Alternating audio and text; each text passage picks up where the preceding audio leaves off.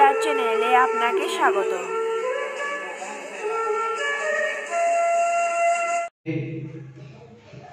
গুণে মনোভোগ প্রতি অঙ্গ সঙ্গ লাগি প্রতি অঙ্গ কাঁদে মোর। বলতে পারবেন? ক্ষমতা আছে? এই সর্ব অবতার বীজ সর্ব কারণ কারণ। তাহলে তো আমরা খালে বিলে যাইনি, আমরা তো মহাসাগরে এসেই পড়েছি। খালে বিলে ডোবায় নদী নালায় আমরা যাইনি, আমরা নবদ্বীপে এসে বিষ্ণুপ্রিয়া প্রাণবল্লভের চরণরূপী মহাসাগর সঙ্গমেই উপনীত হয়েছি। এর থেকে সুন্দর শ্রেষ্ঠ আশ্রয় স্থান বিশ্বে আর কিছুই নেই। একথা কে বলল? শ্রীমদ্ ভাগবতে একাদশ স্কন্ধে মহর্ষি করভাজন বিদেহরাজ দেবীর কাছে বলছে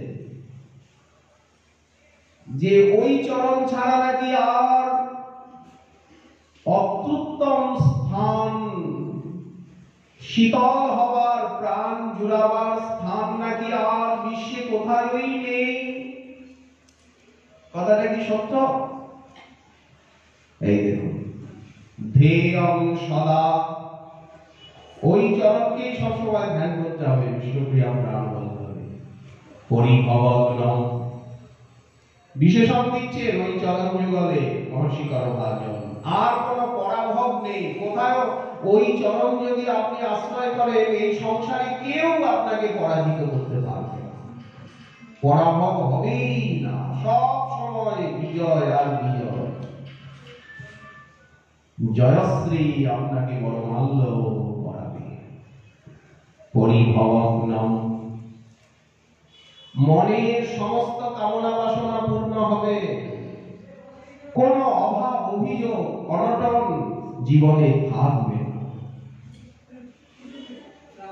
কোন অভাবের কষাঘাত আর সইতে হবে না, রোগ ব্যাধি শোক দূরে যাবে। অভীষ্টদোহম, সমস্ত বাসনা পূর্ণ হবে। আশ্রয় করে ভজন করে দেখা যাক পূর্ণ হয় কিনা, ভাত কাপড়ে মরি কিনা। মরবো না খেয়ে মরবো? পরিভবগ্নম অভীষ্টদোহম তীর্থাস্পদম। কোন তীর্থে যাব? জয় জয় মহাপ্রভু জনক সবার, খালি নদিয়াবাসীর নয়, অনন্ত কোটি ব্রহ্মাণ্ডের নাথ নাথ নাথ ত্রিজগত নাথ নাথ হইয়া। বিষ্ণুপ্রিয়া প্রাণনাথ অনন্ত কোটি ব্রহ্মাণ্ডের নাথ নাথ নাথ, ত্রিজগত নাথ নাথ হইয়া। লক্ষ্মী বিলাস ছাড়ি প্রেম অভিলাষী গো, অনুরাগে রাঙা দুটি আখি, রাধার ধ্যানে আজ কি সাজে সাজিল গো, এই গোড়া তনুতার সাথী। এই গৌরাঙ্গ স্বরূপ তীর্থাস্পদম। গঙ্গা তো এই চরণের থেকেই উৎপন্ন হয়েছে। গঙ্গা যমুনা সরস্বতী সিন্ধু কাবেরী নর্মদা প্রতীচী মহানদী কৃষ্ণবেন্না ভীমরথী, যত নদী রয়েছে ভূত পূর্ণ সলীলা, সব তো এই চরণেরই জল। সর্বসিদ্ধি গোবিন্দ চরণ। কোন তীর্থে যাব? নবদ্বীপের থেকে শ্রেষ্ঠ তীর্থ আছে? একজন প্রভুপাদ জিজ্ঞাসা করছিলেন, কুম্ভ মেলা কি মহাপ্রভুর সময় ছিল? বলি, কুম্ভ মেলা অতি সুপ্রাচীন ভারতীয় সংস্কৃতির ধারক বাহক। আগে রাজা মহারাজারা এই মেলায় যোগ দিতেন, তাদের উদ্যোগেই সম্পন্ন হতো। রাজকীয় ঠাটবাটে রাজা এবং রাজগুরুরাই উপস্থিত হতেন। তো আমাদের কি যেতে হবে? প্রভুপাদ জিজ্ঞাসা করছেন। বলে আমাদের সাধ্য সাধনার সঙ্গে এর কোনো সম্পর্ক নেই, এ কথা বলা অপ্রয়োজন। অর্থাৎ আমরা যাই বা না যাই এটি আমাদের ঐচ্ছিক বিষয়, আমাদের সাধন ভজনের সঙ্গে এর সম্পর্ক আছে কি নেই সেটি আপনি বুঝে নেবেন। কারণ সর্বসিদ্ধি গোবিন্দ চরণ ভগবতী ভাগীরথীর থেকে নবদ্বীপ ধামের থেকে শ্রেষ্ঠ আর স্থলময় জলময় তীর্থ আছে কি যে অন্যত্র যেতে হবে? তীর্থযাত্রা পরিশ্রম কেবল মনের নয়। তথাপি কোনদিন যাইনি, কোনদিন দেখিনি, একবার যে আসি দেখে আসি বলে খুব ভালো, খুব ভালো, যান অবশ্য অবশ্য অবশ্য। প্রেরণা দিতে হয় সকলকে, ভালো কাজে বাধা দিতে। বাসনাটা তো পূর্ণ হোক, বাসনা পূর্ণ না হলে মনটা তো খালি হচ্ছে না, হালকা হচ্ছে না, আর হালকা মন না হলে, খালি মন না হলে মনটা ওই চরণে লাগবে না, মনটা এদিকে ওদিকে দৌড়াবে। তীর্থাস্পদম শিব বিরিঞ্চিনোতম, শ্রীমন মহাদেব ব্রহ্মা ইন্দ্রাদি দিকপাল লোকপাল শঙ্কাদিক নারদাদিক বলেন সবাই ওই চরণে দণ্ডবত প্রণাম করছেন। শিব বিরিঞ্চিনোতম স্তুতম, সবাই স্তব করছে। যম ব্রহ্মা বরুণেন্দ্র রুদ্র মরুতস্তুন্নন্তি দিব্যস্তবৈ বেদৈ সাঙ্গ পদক্রমৌ পরিষদৈ গায়ন্তি যম সামগাঃ ধ্যানাবস্থিত তদ্গতেন মনসা পশ্যন্তি যম যোগিনঃ यस्यां तं न विदुः सुरासुरगणा देवाय तस्मै नमः। সেই মহাপ্রভুকে আমরা পেয়ে গেছি, তথাপি মনটা এদিকে ওদিকে ছটফট করে। শিব বিরিঞ্চিনোতম শরণ্যম, জগতে শরণ নেওয়ার একমাত্র স্থান, কার শরণ নেব, কার আশ্রয় নেব, কার কাছে যাব? বললেন কারো কাছে যেতে হবে না। কলিযুগে ভক্ত পাওয়া, ভক্তি পাওয়া দুর্লভ জানিয়া আজ সাধু রূপে, গুরু রূপে গোরা আইলা নদিয়া। গোরা পদ আশ্রয় করহ বুদ্ধিমান শরণ্যম, একমাত্র শরণ নেওয়ার স্থান। মহাপ্রভুর চরণ আশ্রয় করো, আর গৌরজন সঙ্গ করো গৌরাঙ্গ বলিয়া, হরে কৃষ্ণ নাম করো নাচিয়া নাচিয়া। গৌরজনের সঙ্গ করো, গৌরাঙ্গের চরণে আত্মনিবেদন করো, গৌরাঙ্গকে প্রাণপতি প্রাণবল্লভ বানাও, জীববল্লভ বিষ্ণুপ্রিয়া বল্লভকে আর মনের মধ্যে কেউ ঢুকতে পারবে। মনের হৃদয়ের সিংহাসনে আর কাউকে বসতে দেওয়া হবে না। যদি কেউ ভূতপ্রেত ঢুকে থাকে ভিতরে, সব বের করে দিতে হবে, বেরো, মনের ভিতরে ঢুকতে পারবে না। চোখের ভিতরে আর কেউ ঢুকতে পারবে না। গৌর নয়ন তারা, ভূতপ্রেত তো ভিতরে থাকবেই। যদি কোনো পেতনি ভিতরে ঢুকে থাকে বলেন টেনে বের করে দাও, মহাপ্রভুকে ঢোকানো হবে, ভিতরে বসানো হবে। গৌরজন সঙ্গ করো গৌরাঙ্গ বলিয়া, আর হরে কৃষ্ণ নাম করো নাচিয়া নাচিয়া। অচিরে পাইবে ভাই প্রেম মহাগমন, যাহা বিলাইতে প্রভুর নদে আগমন। কে বললো প্রেম পাওয়া যায় না? কে বললো গৌরাঙ্গ নাম নিয়ে চোখে জল আসে না, হরে কৃষ্ণ বলে বলতে বলতে বুক ভাসে না? কে বলেছে? আজও ভাসে, অনেকের ভাসে। বলে আমার তো হয় না, অপরাধ ফলে মম চিত্ত ভেল বজ্র সম, হরি নামে নালভে বিকার। কাকে ভক্তি বলে? ভাগবত কি বললেন কপিল দেবভূতি সংবাদে?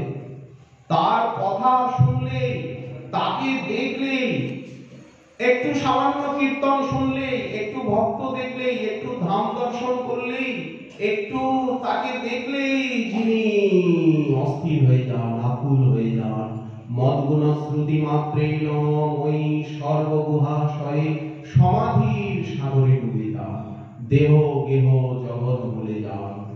মদগুণ শ্রুতি মাত্রেণ ওই সর্বগুহাশয়ে মনোগতির অবিচ্ছিন্না যথা গঙ্গাম ভসম্বোধ লক্ষণং ভক্তি যোগস্য নির্গুণস্য সুধারিতম অহিতুক্যব্যবহিতায় ইয়া ভক্তি পুরুষোত্তমে।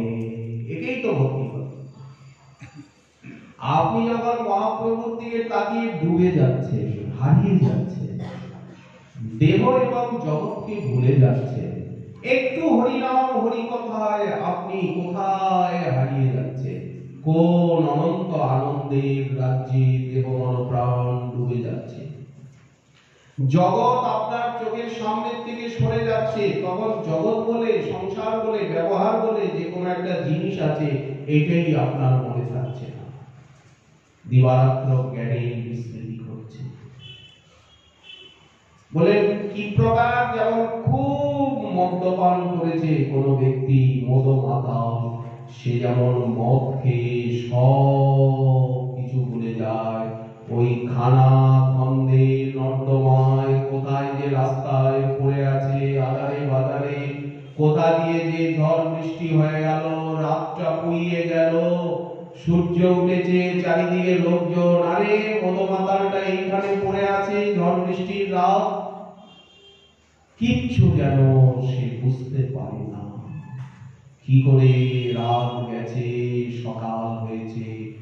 তেমনি ভক্ত প্রভুর নাম রূপ গুণ লীলা স্বরূপ তত্ত্ব মহিমায় ডুবে গিয়ে কখন যে ভবনিশা প্রভাত হয়েছে, কখন যে সংসার সাগরের পরপারে গিয়ে আনন্দ নন্দন বনে উনি উপস্থিত হয়েছে। ওনার দেহ কোথায়? আর দেহকে খুঁজে পান না, জগৎকে খুঁজে পান না। দেহং চ তম ন চরমং স্থিতং উত্থিতং বা সিদ্ধ বিপশ্যতি যত অভ্যগমৎ স্বরূপম দৈবাদপীতমথ দৈব বশাদ্দুপীতম বাসো যথা পরিকৃত মদিরা মদান্ধঃ। কপিল দেবভূতি সংবাদ। ভগবান কপিল দেব মাতা দেবভূতিকে ধ্যান যোগের যে ফলশ্রুতি, কিভাবে চিন্তা করতে করতে সাধক নিজেকে জগৎকে একেবারে ভুলে যান। শরীরটা আছে কি নেই, শরীরটা তো ওনার কাছে কাপড়ের মতো বলে মনে হয়, সেটাও যে আছে কি নেই উনি বুঝতে পারেন না। যেমন মদমাতাল, সে কিছু বুঝতে পারে না। সকালবেলা শেষে লোকজন শুশ্রূষা করে তাকে নিজের বাড়িতে পৌঁছে দিল, তখন তোকে জিজ্ঞাসা করে, আরে হতভাগা কোথায় গিয়েছিলি, কি খেয়েছিলি, যে বল তোর এইরকম অবস্থা হলো কেন, এই ট্রেনের মধ্যে থেকে তোকে তোলা হলো। সে কিছুই মনে করতে পারে না। এটা যদি প্রাকৃত মদের নেশায় এইরকম হতে পারে, তাহলে অপ্রাকৃত দিব্য আসক, দিব্য মধু, দিব্য মদ, যে নাম রূপ গুণ লীলা সেবা প্রেম রস, সেই প্রেম রসের ভক্তি রসের আস্বাদনে কতটা মুক্ততা আসে, যিনি পেয়েছেন, যিনি অনুভব করেছেন, তার হৃদয়ই সাক্ষী। এটা ব্যাখ্যার পাণ্ডিত্যের ভাষণের বিষয় নয়। ভজন সাধনের রাজ্য সম্পূর্ণ আলাদা, একে ভাষণে লেখনীতে ব্যক্ত করা যায় না। সৌন্দর্যে কামকোটি মহাপ্রভু হচ্ছেন সর্ব অবতারের বীজ এবং সর্ব কারণ কারণ। বিশ্বে ভক্তি দিল, ধরি বিশ্বম্ভর নাম, তোমার চরণে প্রভু অসংখ্য প্রণাম। তুমি ভক্তি প্রেম দিলে, জয় জয় নিত্যানন্দ অনাদি ঈশ্বর, জয় অদ্বৈত আচার্য প্রভু মহাবিষ্ণু অবতার, সবার শক্তিরূপ গদাধর। গদাধর পণ্ডিতাদি প্রভুর নিজ শক্তি, তা সবার চরণে মোর সহস্র প্রণতি। মহাপ্রভুর ভক্ত যত শ্রীবাস প্রধান, তাহার পদার বৃন্দে মোর অনন্ত প্রণাম। এই যে গৌরাঙ্গগণ, সবার চরণবন্ধ হইয়া অনুরক্ত, তোমরা কৃপা করে সকলে ভক্তি দাও, গৌর তত্ত্ব গৌর কৃপার অনুভূতি দাও। কৃপা ছাড়া হবে না। কে মহাপ্রভু? যারা ব্রহ্মজ্ঞানী তারা মহাপ্রভুর দূরতম অঙ্গকান্তিকে ব্রহ্মরূপে চিন্তা করছেন, তার মধ্যে নিজেকে মিলিয়ে দিচ্ছেন অহং ব্রহ্মাস্মি বলে। ব্রহ্ম যারা যোগী, তারা এই বিশ্বের সঞ্চালক যে পরাশক্তি, সেই পরাশক্তির সঙ্গে নিজেকে একীভূত করছে। পরমাত্মা রূপে ভগবানকে অনুভব করছেন যোগীজন, তারাও প্রণম্য। আর যারা ঐশ্বর্যমার্গী ভক্ত, তারা নারায়ণ মহানারায়ণ রূপে অনুভব করছেন পরতত্ত্বকে। ব্রহ্ম, আত্মা, ভগবান সর্বশাস্ত্রে জানে গান। দেব দেবী বন্দিত চরণ, সমস্ত দেব দেবী ঋষি মুনি যার বন্দনা করছে।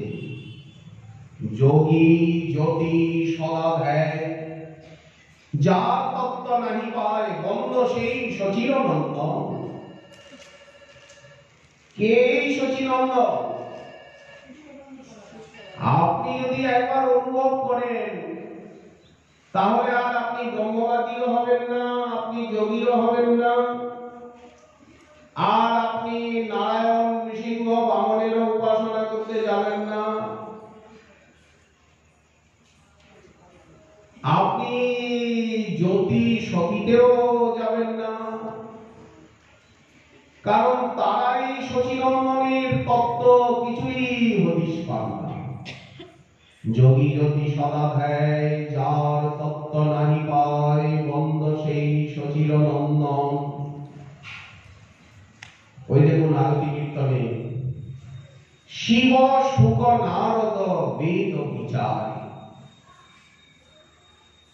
তারা বেদ বিচার করছেন, কিন্তু নাহি পরাৎপর।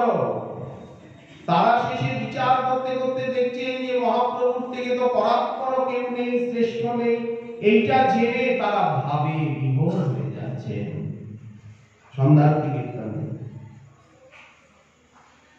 শিব শুক নারদ বেদ বিচারে, নাহি পরাৎপর তাই ভাব বিভোরে। এই মহাপ্রভু, এটা তো তত্ত্ব বলা হলো। প্রবোধানন্দ সরস্বতী পাদ এখানে তত্ত্ব বলছেন না, সৌন্দর্য বলছেন। কাকে সৌন্দর্য বলা হয়? অঙ্গ প্রত্যঙ্গের যে সুশৃঙ্খল সন্নিবেশ, তাকে সৌন্দর্য বলা হয়, আঙ্গিক সৌন্দর্য। সর্বভক্তি আস্বাদন, প্রেম ভক্তি সংস্থাপন, ভক্ত রক্ষা, পাষণ্ড দলন ইত্যাদি কার্যের তরে শচী জগন্নাথ ঘরে নবদ্বীপে বহিল বিরাজন। এবার গৌরলীলার কারণ বলা হচ্ছে। সর্বভক্তি আস্বাদন, সত্যযুগে ত্রেতা দ্বাপরের ভক্তি, কলিযুগের ভক্তি, রাম নৃসিংহ বামন আদি অবতারের ভক্তি, সমস্ত পরিকরের ভক্তি, দাস্য সখ্য বাৎসল্য মধুর ঐশ্বর্য